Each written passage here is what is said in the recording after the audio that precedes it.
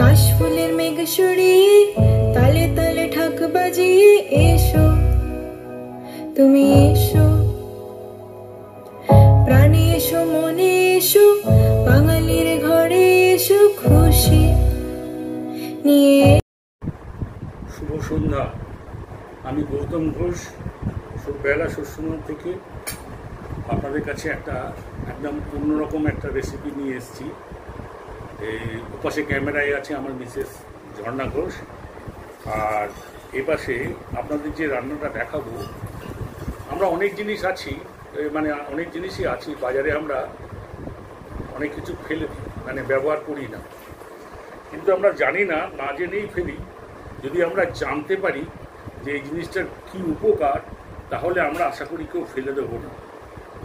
আমরা একটু কষ্ট করে যদি আমরা মানে এই রান্নাটাকে যদি আমরা করি, বাড়িতে করে দিই, এতে নানা রকম হয়, যেটা আমরা দেখেছি, আমি বাংলাদেশে বারবার গিয়ে দেখেছি, মানে ওদের অনেক রকম ভর্তা করে।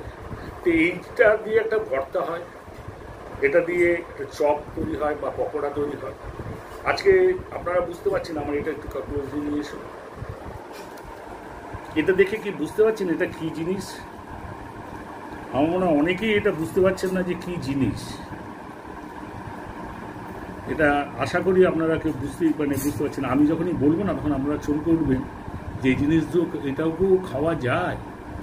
হ্যাঁ, খাওয়া যায়। আর এটা দেখে নিশ্চয়ই বুঝতে পারছেন যে এটা কি।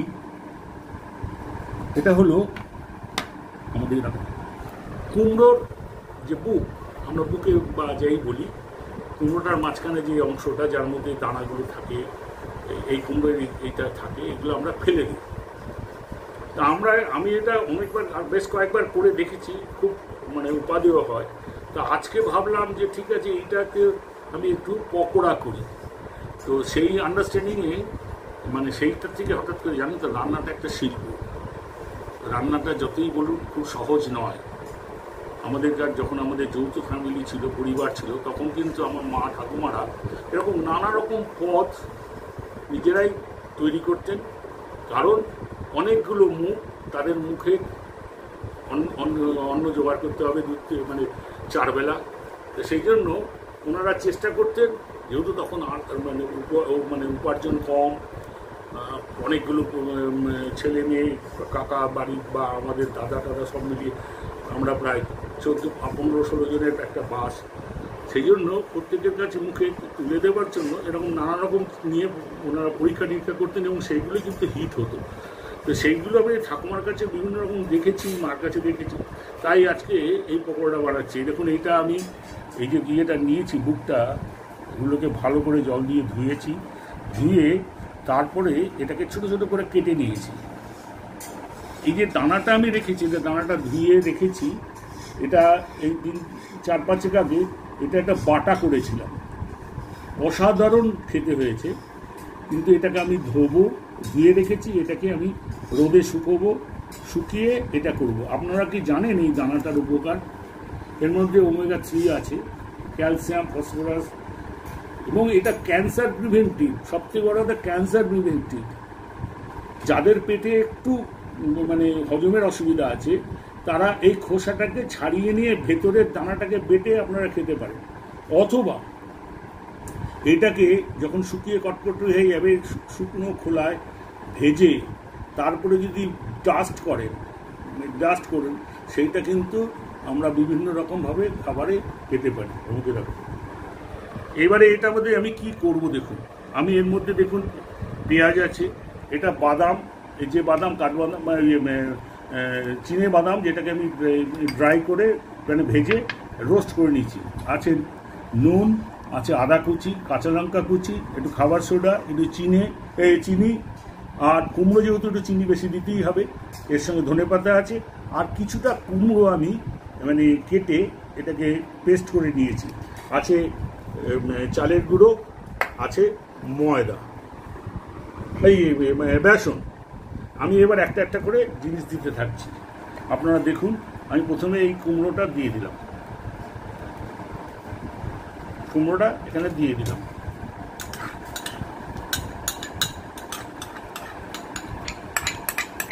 চলো না।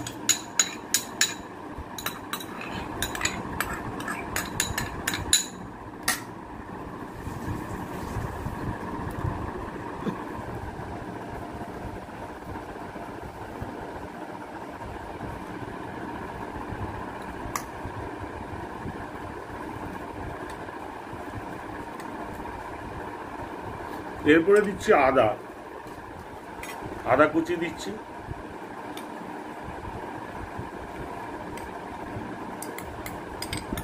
আদাটা একটুখানি আমি কুচো একদম বেটে দিতে পারতাম, একটু কুচো দিয়েছি যাতে এটা একটু মুখে লাগলে পরে একটা অন্যরকম টেস্ট বেরোয়, সেই জন্য একদম সরু সরু করে কেটে দিয়েছি।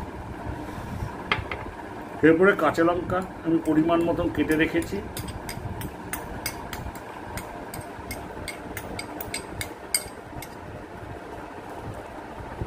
এরপরে দিচ্ছি ধনেপাতা কুচি করে রেখেছি, ভালো করে ধুয়ে নিয়ে কুচি করে রেখেছি। যারা ধনেপাতা খান না তারা ধনেপাতাটা স্কিপ করতে পারে।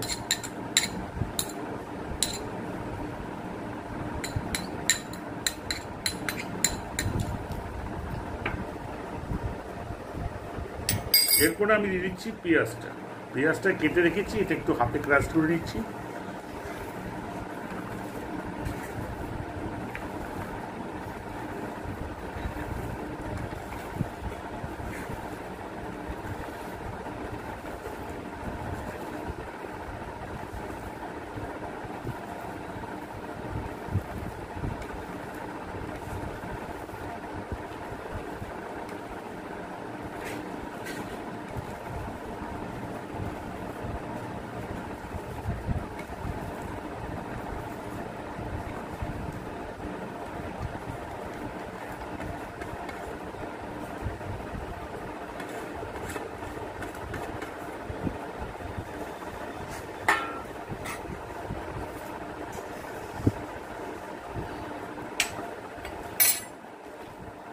এইবার এটাকে ভালো করে মাখবো।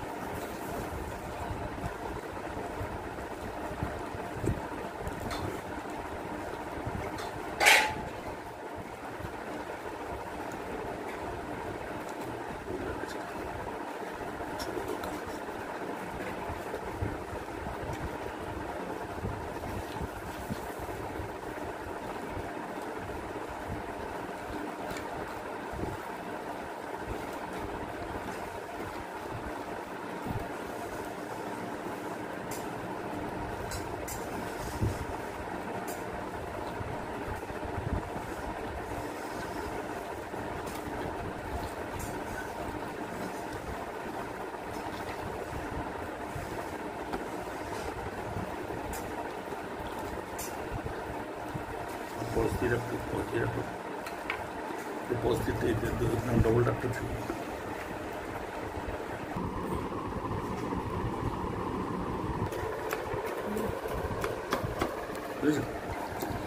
এবারে আমি দিচ্ছি এই যে বাদামটা, এই বাদামটা আমি পুরো দিয়ে দিচ্ছি। এটা একটা অন্যরকম টেস্ট আনবে একটা বাদামের।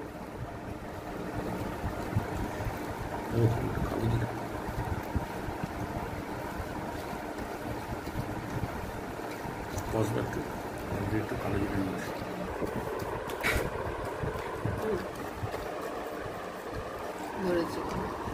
এবার আমি এর মধ্যে দিচ্ছি কিছুটা এই যে 1 চামচের মতন, ছোট চামচে 1 চামচের মতন কালো জিরে।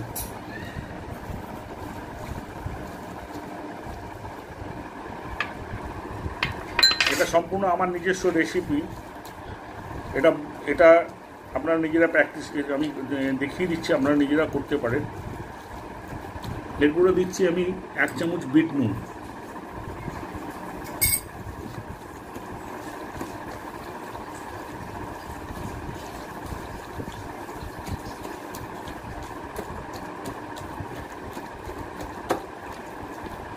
এবার দেব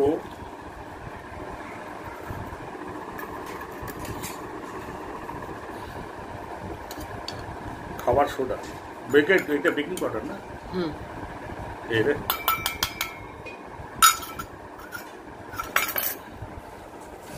দেবো একটু চিনি, যেহেতু একটু কুমড়ো একটু বেশি চিনি লাগবে।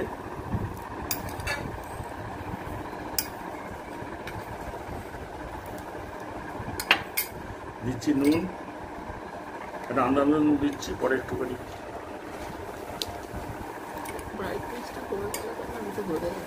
হ্যাঁ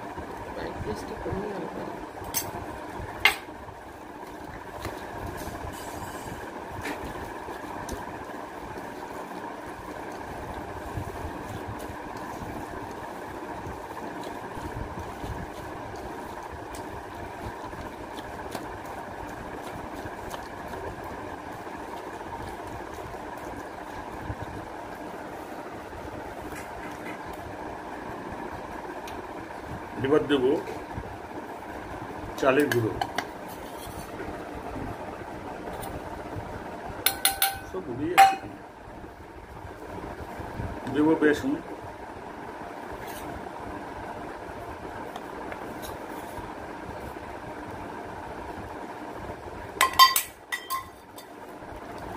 এবার এগুলোকে সব আমি একটু মাখবো।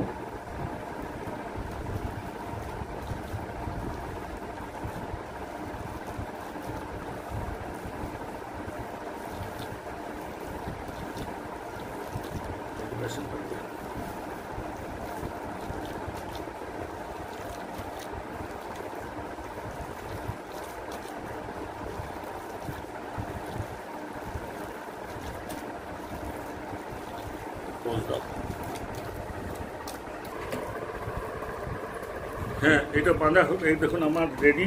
এবার এটাকে যা ভেজে পকোড়ার মতন করা হবে।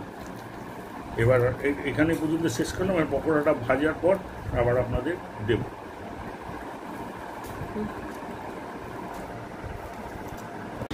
এবার দেখুন আমরা দিদি এটাকে বড়ার মতন করে ভাজছে। আমরা যেমন ডালের বড়া খাই, এই ধরনের ভাজা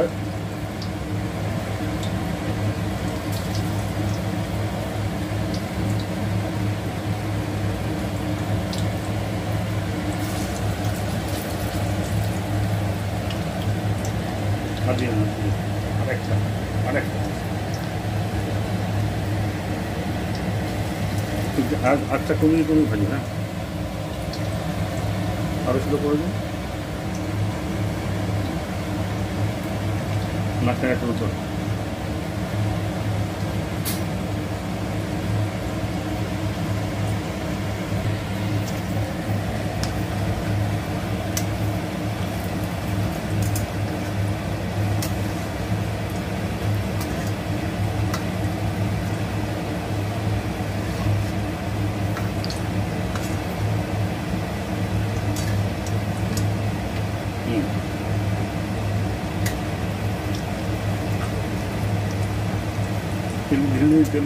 তেলে নিয়ে যা, এটা উল্টে গেল। হ্যাঁ ওটা উল্টে গেছে, সব মাঝখানে নিয়ে গেছে। ওটা উঠিয়ে দিন, হয়ে গেছে।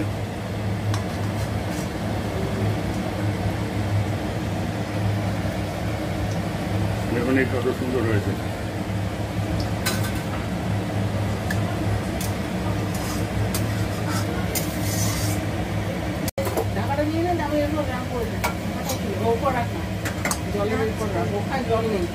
হয়ে গেছে দিদি, হয়ে গেছে।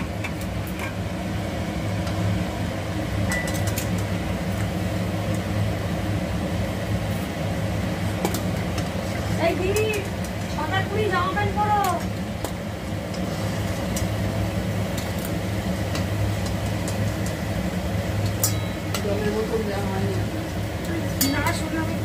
দাঁড়া আমি দিচ্ছি। আমি এই কটা করে নিই। তো চা খাবে, তারপর তো গাড়ি বুক করছে, গাড়ি বুক করবে, চা খাবে।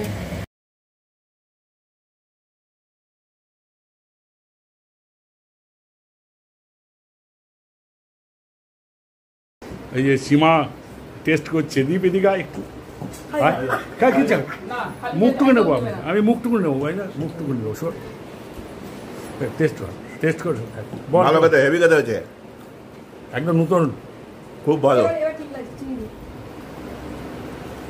দেখুন আজকে প্রথম হিট, এটা হিট হয়ে গেছে। ভালো খেতে লাগছে। ভেতরটা দেখা একটু, দেখুন কি সুন্দর হয়েছে। ঠিক আছে।